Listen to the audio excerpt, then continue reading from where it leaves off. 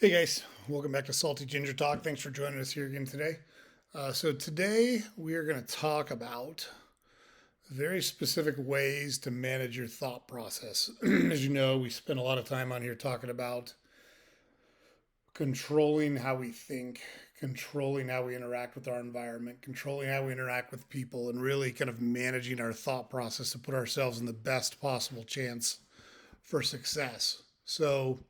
I don't think this is one of those things where I don't think you can ever talk about it too much. I don't think you can ever overemphasize it. I just don't think you can.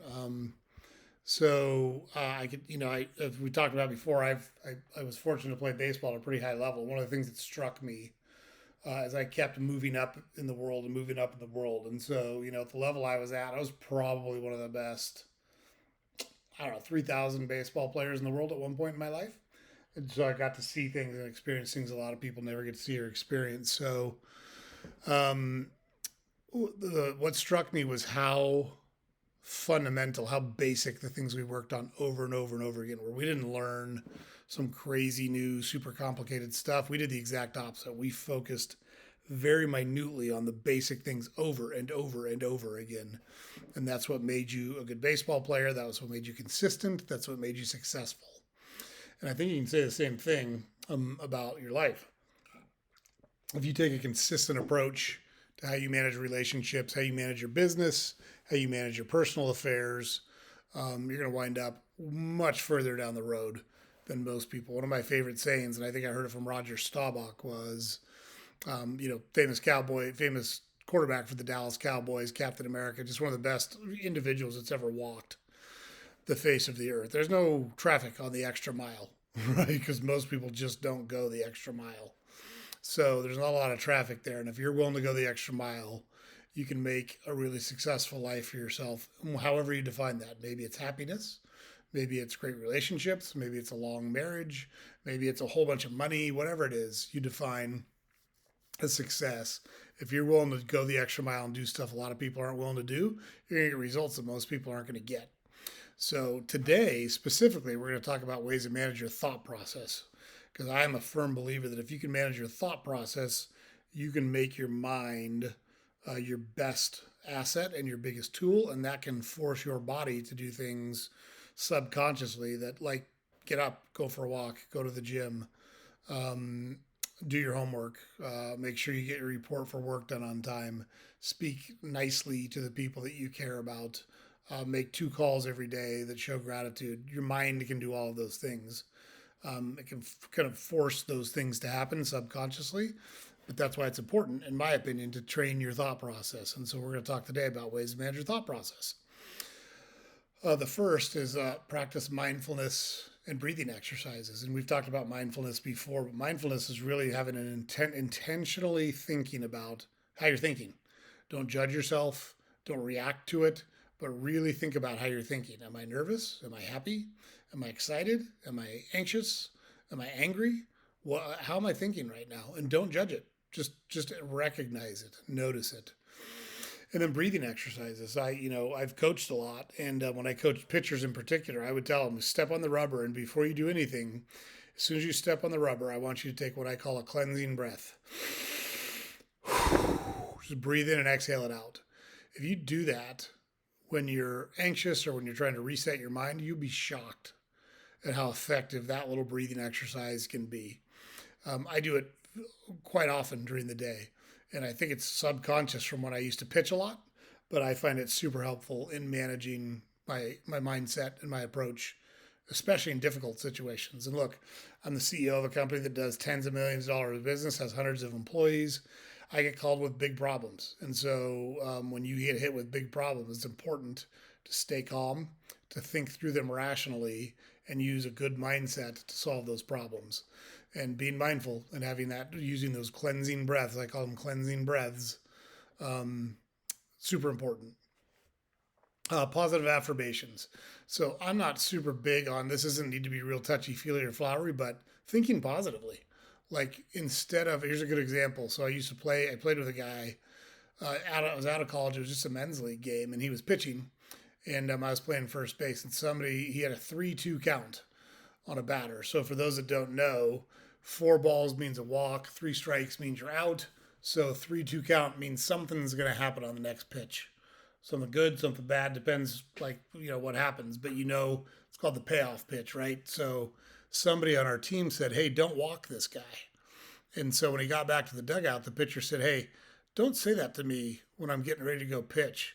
He said, instead of saying don't walk this guy, say strike him out or get this guy out, right? Because that's got a positive connotation. I don't want you to put a negative thought in my head right before I get ready to throw this pitch. And they kind of laughed at him. And I said, no, I totally agree with Keith's 100% right. Couldn't agree with him more. Like, think about it. Wouldn't you want a positive thought being the last thought in your head before you did something important? I would. I do. It doesn't need to be touchy-feely. It doesn't need to be Stuart Smalley from Saturday Night Live. I'm smart enough, I'm good enough, and doggone it, people like me. Which, by the way, if you ever want to see a funny skit, YouTube Michael Jordan, Stuart Smalley, and very funny. So that's worth checking out if you've never seen it before. But positive affirmations, very important. Take a pause during the day. Take a 10-minute break. Shut your mind off. Listen to whatever music you like. If it's classical music, great. If it's heavy metal, great. If it's rap, great. Who cares? Listen to 2 songs and take your mind off of the things you're dealing with right now. Slow your mind down. Gather your thoughts, gather your wits about you, and be ready to go back. Have something to drink. Have a cup of tea. Have a Diet Coke. Have a cup of water. Have a latte. Whatever. Doesn't matter. But reset. Just reset. Take a pause and reset. Avoid things that trigger negative thoughts. A big problem these days is social media. Social media is a place where people go to post their highlight reel. So nobody puts their losses on social media. Although I will say I see that more and more these days, which I find odd. But and the reason I find it odd is why would you spend so much time dwelling on something bad that happened to you? Process it, learn from it, and apply those learnings to future actions and move forward. But like, try to avoid those things that create negative thoughts or negative energy in your mind. If you don't like the way your phone sounds when it rings, set it on vibrate. Change the ringtone. Find something that There's lots of little things that can trigger negative thoughts. Don't expose yourself unnecessarily to things that trigger negative thoughts. And I would argue social media is a big one these days. So many people do that on their phones and computers, and it just really can have a negative impact on you. Ask yourself self-evaluating questions. Why do I feel this way? Why do I think this way? I have a partner who's, look, all my partners are super smart. They're really bright guys. But one of my partners has a couple of questions that he says that have really resonated with me. The first one is, what's the base case that you have to believe for this to happen? Meaning, if you want an outcome, what are the 1, 2, or 3 things that you have to believe that the outcome you want is going to happen? And look, I think about this a lot from a baseball perspective. So when I played baseball, we used to talk about winning series. So a series is typically a 3-game series. That's the standard series in baseball. So if you apply it at the major league level, they play 162 games. So if you win 2 out of 3 games, you win the series. If you won every series in your season, you'd win over 100 games. You're a playoff team for sure. You're one of the best teams of all time. It's hard to win those games. And so winning 2 out of 3 is awesome. Going 3 for 3, great. But it's not realistic to think you're going to go 162-0 through a baseball season. So he would say, what are the things what's the base case we have to believe? And just that, that thought process. What do we have to believe for this to be accurate? And then make your decisions based on that. If it seems very far-fetched that all the things you need to believe are going to come true, you're probably not going to get the outcome you want. So you need to change course or be prepared for a different outcome, right? Why do I think this way? Why do I feel this way? Why do I keep making these types of decisions? Why am I making decisions when I'm emotional? Why am I not taking a step back, taking a deep breath, taking 5 minutes before I make a decision? And that feeds into the next step, which is just be self-aware. What situations create stress for you? What situations create you to think negatively? What situations do you need to learn how to manage through better? What causes you to kind of spiral and think about the same things over and over again and find it hard to get out of that death spiral that creates negative energy and really creates a bad attitude or bad energy around you. Really be self-aware and be self-critical and say, hey, what is it about this situation that causes this, and how can I manage it differently? What are some tactics or techniques that I can do? Cleansing breath, take a break, listen to music, take a walk, call a friend, read a book. There's lots of different things you can do. Whatever your particular proclivities are, that's great. You have to figure out what those are, but find a different way to deal with those situations, and I think you're going to be in a lot better spot. Work on challenging your inner critic. That's we're all hard on ourselves, right? Something pretty normal to be hard on yourself, and that's okay to a point because it forces you to think critically. It forces you to challenge yourself to get better. You don't want to lose kind of that competitive drive that you've got, that fire in your belly that you've got. But it can't just be negative all the time. You can't keep thinking, oh, I suck, oh, I'm this, oh, I'm that. I'm too fat. I don't know how to talk to women. I don't look good. I don't whatever. Cut the shit. Like there's lots of good things in your life. Focus on those and then mix in one thing that you say, you know what? I'm not currently where I want to be on this particular instance, but I want to get better. And here's the steps I'm going to take to get better. And just focus on one thing at a time. So getting rid of that negative self-talk and not dwelling on that negative self-talk, super important. Super important. Rest your mind at the end of the day. Like if you had a tough and stressful day, do whatever it is you do that it just kind of makes your mind zone out.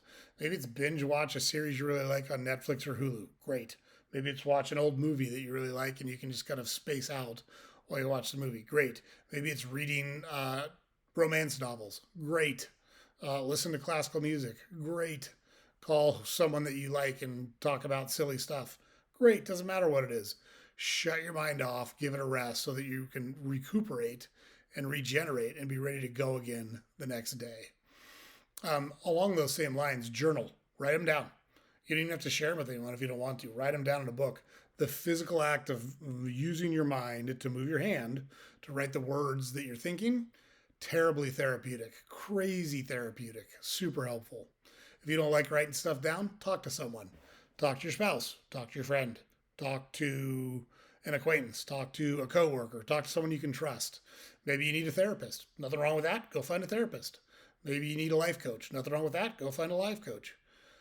There's lots of people. Like, how good would it be for you if you could call me and say, hey, I'm thinking about this and I want some help working through it. Totally got it. There's probably people in your life that can help you with that right now. You've got to allow them to do it. You got to welcome them in. You got to tell them what you're thinking and get some help. So super important.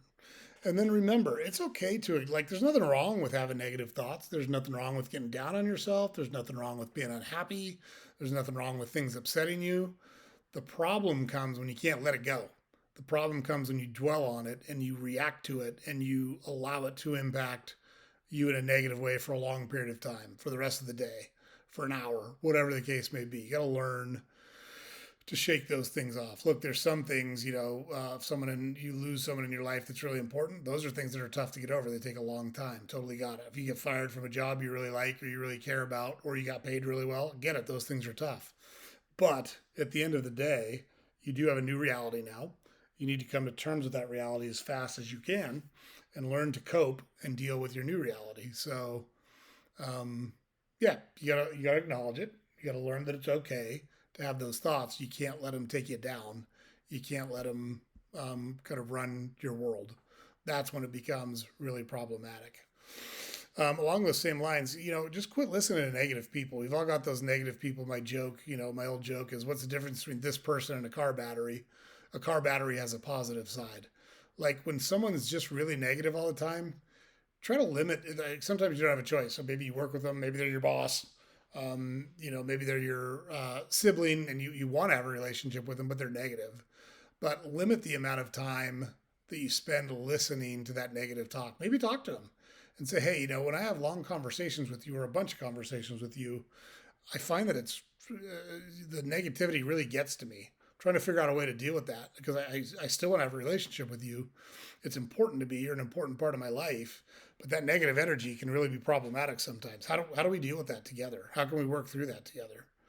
Um, yeah, so like if you recognize that you've got that in your life, quit listening to it. You don't have to absorb it. You don't have to take it to heart. You don't have to act on it. Learn to let it roll off your back. Learn to compartmentalize it and put it in a place and move forward with positive thoughts. Um, and that's really important when you feel really overwhelmed, when there's tons of stuff going on. You've got 10 things, you've got 10 deadlines due. Um, the last couple of weeks for me have been super crazy. And I've had to do that more and more often where I've had to say, okay, let's stop, let's compartmentalize, let's get organized. It's not as bad as you think. You just got to knock stuff out. You got to carve out time and knock stuff out. So I practice that positive thought. What's it going to look like when I get all this stuff done? And like the day I'm recording this, I've had a super productive day and I put a big dent in stuff because I got organized, I got focused, and I really had a good positive mindset. Largely because I've gotten a good amount of sleep and I've eaten really well the last several days. Don't discount those things either. Sleeping and eating right, huge impacts on your mindset, huge impacts. If you're a junk food person, I just can't tell you how important it is to eat, vegetables, fruits, whole foods, real meat, those types of things. They have such a good impact on your overall health. And then, distract yourself like we talked about earlier. Call someone that you like to talk to, watch a television show, take a walk your dog, play with your dog. Um, there's lots of different things you can do to distract yourself and kind of get your mind off of the things you're worried about and the loop that you can find yourself stuck in. Don't get kind of focused on all the negative stuff and let it keep compounding and compounding. Distract yourself with something else, hit the reset button, and attack it from a different angle. So, look, all that sounds great. Why should you do it? First, it's going to help you achieve your goals. Like, if you've got the right mindset, you can tackle anything. I always say, from a hiring perspective, because like I've been involved in thousands of hiring decisions throughout my career, and I always say hiring is by far the most important thing we do as leaders. And if you've got the right people on the bus, you can accomplish anything. If you've got the wrong people on the bus, you can't accomplish a goddamn thing. And the right people aren't necessarily the ones with the most experience, the ones who understand the problem best, the ones who at first blush would appear to be the right people that you need on the bus.